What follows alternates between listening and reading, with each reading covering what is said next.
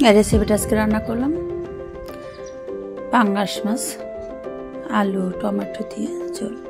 তো এই পাঙ্গাস মাছটা এইভাবে আলু টমেটো দিয়ে ঝোল রান্না করলে অনেকটাই মজা লাগে। দেখুন, তো এখানে নিয়ে নিছি আমি পাঙ্গাস মাছ পিঠের টুকরা দুটোই নিয়ে নিছি। এখানে আলু নিয়ে নিছি আর টমেটো পেঁয়াজ কাঁচামরিচ দিয়ে রান্না করবো। দেখুন আমি কীভাবে রান্না করি। এখানে কড়াইতে তেল দিয়ে দিলাম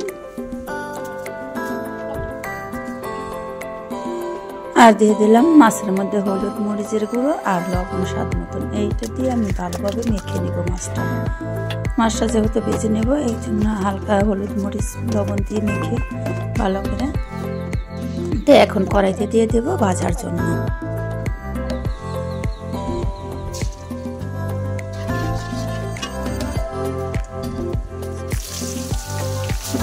একটা একটা করে কড়াইতে দিয়ে দিলাম ভাজার জন্য।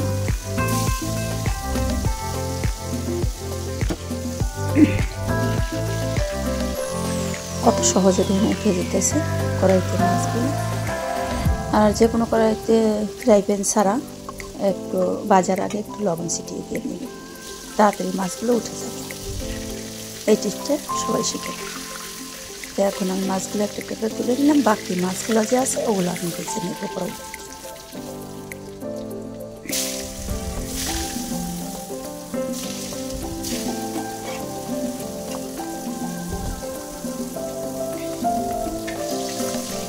এই পাশে হয়ে গেছে, ওই পাশে হয়ে গেছে, উল্টা পাল্টা করে উঠে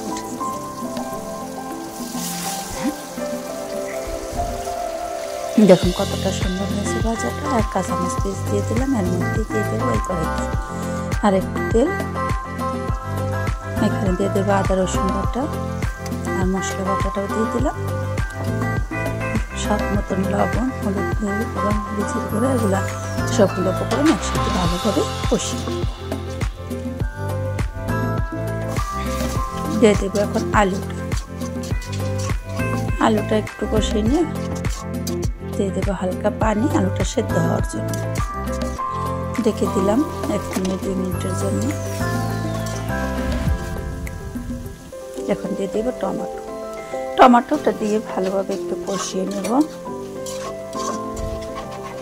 আর তরকারিটা ভালোভাবে সবসময় কষিয়ে নেবেন, যাতে যে কষানোর জন্য আমরা পানিগুলো দিই ওই পানিটা না থাকে, সুন্দরভাবে কষিয়ে ফেলবো। তাইলে তরকারিটার মজা দ্বিগুণ বেড়ে যাবে। কষানোর মধ্যেই কিন্তু তরকারিটার মজা। এই যে আমি এখন পানি দিয়ে দিলাম আর বাকি মাছগুলো একটা একটা করে দিয়ে দেব সব। এখন মাছগুলো দিয়ে দিলাম। এখন একটু বলক আসলে পরেই আমি এটার মধ্যে দিয়ে দেবো জিরা ভাজা রাখা, জিরে গুঁড়ো করে রাখছি। তো এই জিরে গুঁড়ো দিয়ে দেবো।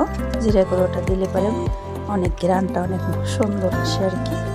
এই আলু টমেটো আর পাঙ্গাস মাছ দিয়ে রান্না করে খেয়ে দেবেন, অনেক মজা। আমি এই পাঙ্গাস মাছের ঝোলটা করলাম এইভাবে রান্না করে খেয়ে কতটা মজা লাগে। এখন হয়ে গেল, আমি নামিয়ে নিলাম, চুলিটাও নিভে দিলাম। তাই এখন দেখুন কালারটা কত সুন্দর। আর এইভাবে আমরা যদি রান্না করি মাঝে মাঝে ঝোল তো খাওয়াই লাগে, ঝোল দিয়েও ভাত খেয়ে নেওয়া যায়। আর নতুন আলু তো অনেক মজা। তো এইখানে আমি একটু পরিবেশন করবো, একটা বাটি নিয়ে নিলাম স্টিলের বাটিতে আমি এখন বেড়ে নেব আর আপনাদের সাথে একটু শেয়ার করলাম। দেখুন আমার তরকারিটা কেমন হয়েছে। যদি ভালো লেগে থাকে লাইক কমেন্ট শেয়ার করে দেবেন আর সাবস্ক্রাইব করে দেবেন।